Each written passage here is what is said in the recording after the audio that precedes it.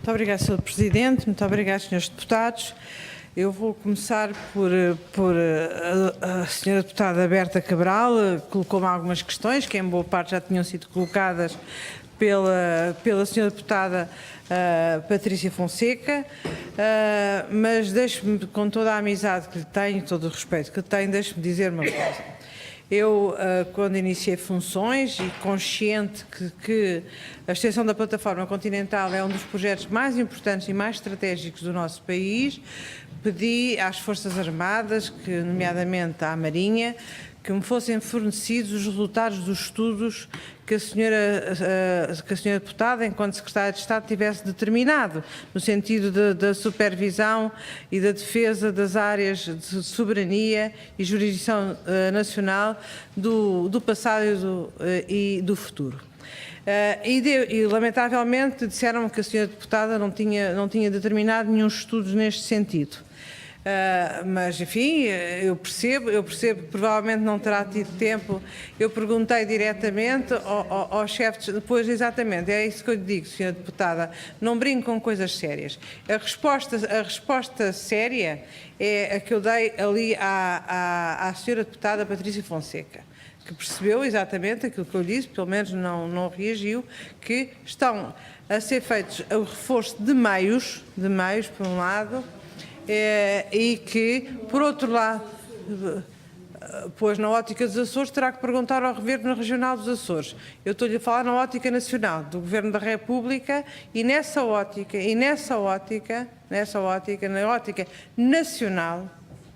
nacional, aquilo que eu lhe estou a dizer, de facto, é que, por um lado, já solicitámos que fossem feitas várias análises sobre o reforço dos meios que são necessários para supervisionar e para exercer a soberania numa área maior do que aquela que temos hoje, isso por um lado, e por outro lado, também tive o gosto de informar há pouco, e torno a dizê-lo com todo o gosto, por maioria de razão, pela amizade que lhe tenho, é que, de facto, existem vários projetos de investigação para que se possam substituir os meios tradicionais de exercício da soberania numa área tão extensa. Como sabe, existem vários projetos em curso a nível internacional, porque o nível de exigência relativamente à supervisão dos territórios marítimos é cada vez maior e, portanto, não existe capacidade financeira para fazer face a todas as exigências de se utilizarmos os meios tradicionais. E, por isso, através de meios por via satélite, através de drones, com ligações entre vários projetos de investigação, com projetos enfim, da Marinha, e tem que ser feita essa supervisão, sendo certo que não podem ser adicionados infinitamente mais meios. Como sabe, existem cruzeiros científicos que também podem estar ligados aos sistemas de informação e de segurança das forças, das entidades que têm essa obrigação, quer sejam elas do Ministério da Defesa, quer do Ministério da Administração Interna, e que carecem de uma evolução e inovação tecnológica. Aliás, que existem centros de investigação nacionais que já o fizeram para a US Navy e que têm substituído vários meios tradicionais. A senhora deputada diz que não com a cabeça, pronto, olha, tenha paciência. Agora, relativamente ao abastecimento de GNL em todo o território dos portos nacionais, como sabe, eu já apresentei, ou talvez não saiba, porque a senhora deputada não faz parte das comissões onde eu costumo explanar e falar sobre estas matérias, mas enfim, já foi aprovado e publicado em uma resolução do Conselho de Ministros em que, precisamente, esta é uma aposta do Governo português e de toda a rede de portos nacional, incluindo os Açores e a Madeira, porque eu presumo que a senhora deputada falou nos Açores mas também deve estar interessada naquilo que se passa na Madeira, na região autónoma da Madeira, em que, de facto, o Governo da região autónoma dos Açores e o Governo da região autónoma da Madeira foram convidados a integrar a estratégia para os portos do continente naquilo que diz respeito ao GNL. E, portanto, já estão a ser avaliadas a nível da Associação de Portos de Portugal, que, como sabe, abrange todos os portos nacionais, a forma de se poder instalar essa capacidade de abastecimento de GNL em todos os principais portos. Não é em todos os portos do continente, não será em todos os portos da Madeira, enfim, mas é mais fácil se eu estou em todos. Não será em todos os portos dos Açores, aliás, tendencialmente será no Porto da Praia da Vitória. Agora, devo chamar a atenção, a senhora deputada, que isto é uma atividade de interesse económico, de elevado interesse económico, e que existem interessados privados em fazer estes investimentos, que, aliás, é o princípio usado em todo o plano de aumento da competitividade portuária nos portos comerciais, do continente, é o princípio da rentabilidade económico-financeira dos projetos e, portanto, serão feitos aqueles para quais existir interesse privado em fazer investimento privado. Sendo certo que é uma questão que, mais uma vez, como sabe, está regionalizada.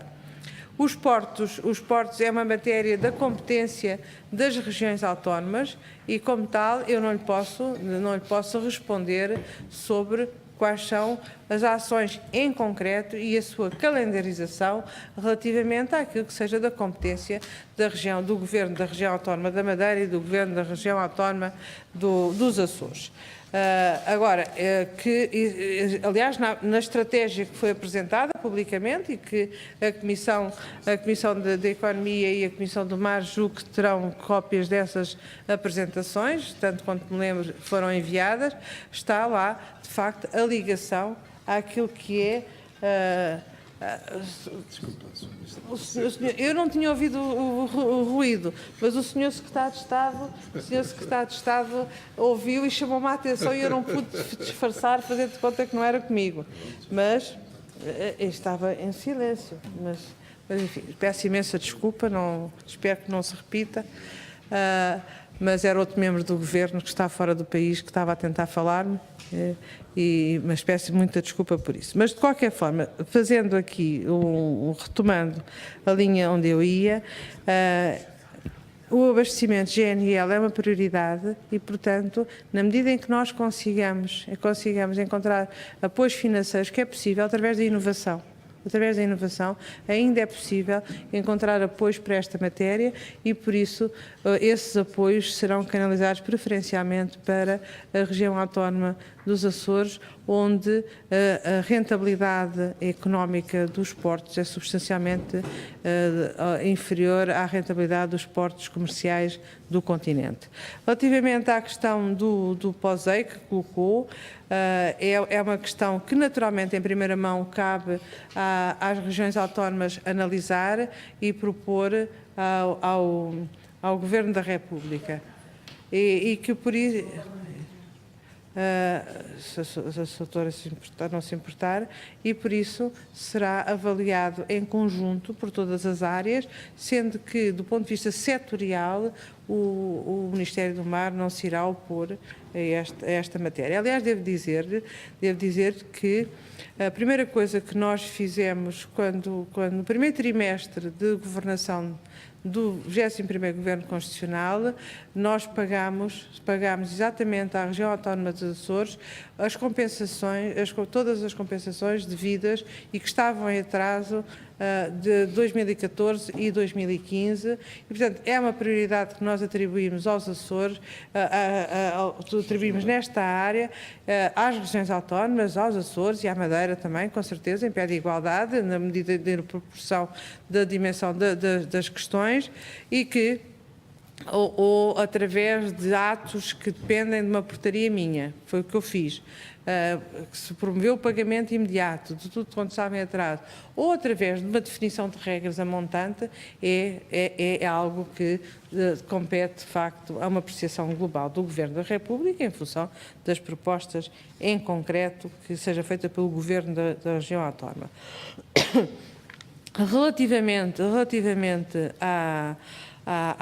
às questões difíceis que o Sr. Deputado Heitor de Sousa colocou, eu devo lhe dizer o seguinte: as prioridades energéticas do Governo, do 11º Governo Constitucional, naquilo que diz respeito às energias oceânicas, estão publicadas no Diário da República, porque foram aprovadas numa resolução do Conselho de Ministros. E essas prioridades têm a ver, relativamente às energias renováveis oceânicas. A prioridade é dada relativamente quer às energias eólicas oceânicas, quer às ainda pouco maduras do ponto de vista industrial e comercial, energias das ondas e energias das marés. Aliás, existem neste momento a decorrer vários projetos, não sei se é vários, pelo menos um projeto de investigação relativamente à energia das marés e à energia das ondas, e que espero que sejam, de facto, tal como já se tornou uma realidade a questão da energia eólica oceânica, também rapidamente se evolua de um projeto de investigação para um projeto comercial e industrial. Agora, o Estado é uma pessoa de bem e aquilo que fazemos é honrar compromissos, aliás, como poderá haver várias concessões portuárias que porventura não sejam as melhores e que já têm vários anos, algumas já há décadas, e que nós temos que respeitar enquanto não forem concluídas. Relativamente à questão dos Açores, o Instituto que referiu é um Instituto regional e não tem o princípio que está subjacente ao Observatório do Atlântico. O Observatório do Atlântico vai ter o seu funcionamento em rede, de facto. Neste momento a Comissão Instaladora está a concluir, que tem representantes dos Açores, um representante dos Açores, está a concluir os seus trabalhos, espero que dentro de umas semanas, um mês, dois, enfim, não tenho de memória o prazo que eles têm para concluir o trabalho, e que irá dizer qual é a forma de concretização, mas não será um instituto da natureza desse que referiu, será um instituto que vai ter meios disponíveis de outra natureza. O objeto da investigação também é um pouco diferente daquele que referiu e vai ter, acima de tudo, o funcionamento em rede global, mas a começar com o funcionamento em rede relativamente aos centros de investigação nacionais, sejam eles de natureza universitária ou não. Mas não é um instituto clássico em que se vai fazer contratação de mais investigadores, não é esse o espírito, é unir e pôr a trabalhar em conjunto todos os organismos nacionais e internacionais que trabalham sobre a área do mar profundo, que vai ser esse o objeto principal dessa investigação. Relativamente às questões colocadas pela Sra. Deputada Patrícia Fonseca, tem toda a razão, a formação desde a mais tenra idade é fundamental em qualquer área e, por maioria de razão, em matéria do mar, que teve arredado da formação básica durante tantos anos. Agora, existem vários projetos, alguns deles começados no tempo em que o seu partido era responsável pelo Ministério, nomeadamente o Kit do Mar. Estou-me a referir aos projetos desde o mais tenra idade, que nós completámos com outro projeto, com a Escola Azul, que complementa esse projeto, tornando mais abrangente, e que também, juntamente com o projeto que o IPMA está a desenvolver no âmbito da literacia oceânica. Mas isso é um trabalho para formar as próximas gerações. Neste momento, para além disso, existem os projetos de investigação que são financiados quer pelo Mar 2020, financiados também pelo Fundo Azul, aqueles das áreas emergentes, assim como também teremos agora, dentro de pouco tempo, começar o financiamento dos projetos pelo novo quadro do EA Grants. Mas eu julgo que temos que ir mais longe. E já agora gostaria de esclarecer que essa notícia no jornal, eu não sei qual é a notícia, porventura mistura algumas coisas que eu terei dito na mesma intervenção. Eu falei nas minhas intervenções normalmente falo de várias fontes de financiamento e para que é que servem e para que é que foi constituído o Fundo Azul.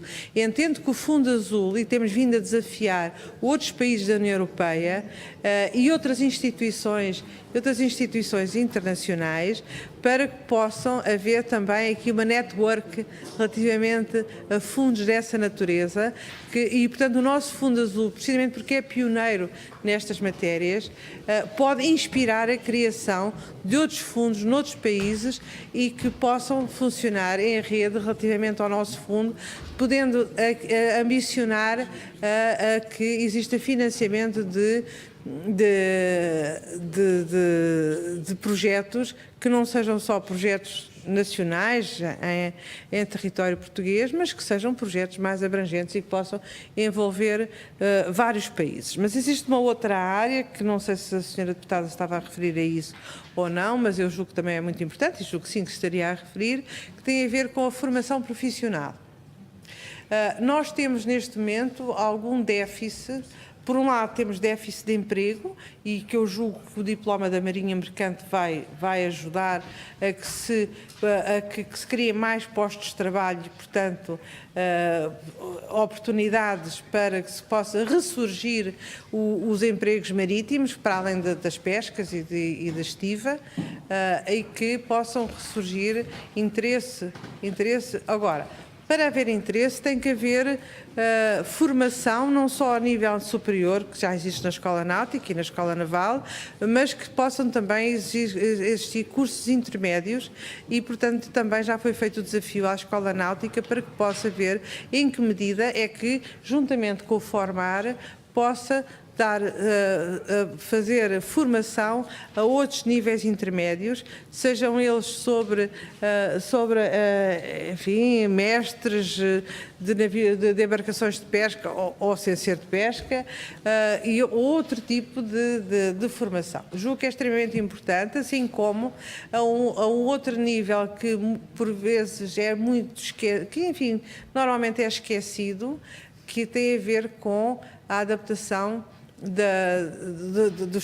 das capacidades profissionais dos estivadores, adaptando-as às novas tecnologias. E que é extremamente importante, que é adaptar quem faz hoje o planeamento e que possa ter formação na área tecnológica, porque hoje cada vez mais os programas de planeamento ligados à estiva em terminal são programas informáticos e que às vezes existe a experiência, mas não existe a formação nesse sentido e, portanto, é uma área em que também estamos a trabalhar e que julgo que é extremamente importante e relativamente à qual também já hoje existe financiamento, ou seja, não é uma área nova que nós devemos... Agora, temos que, de facto, a formação no total precisa de mais financiamento do que aquilo que temos hoje, porque, expectavelmente, nós queremos que o universo... O universo de pessoas a que estes programas são dirigidos, nós esperamos que cresça. E na medida em que cresça, será mais exigente do ponto de vista profissional. Relativamente, só para concluir, eu queria frisar aqui uma questão que o Sr. Secretário de Estado já abordou e que me parece extremamente importante. Não existem problemas de primeira e problemas de segunda.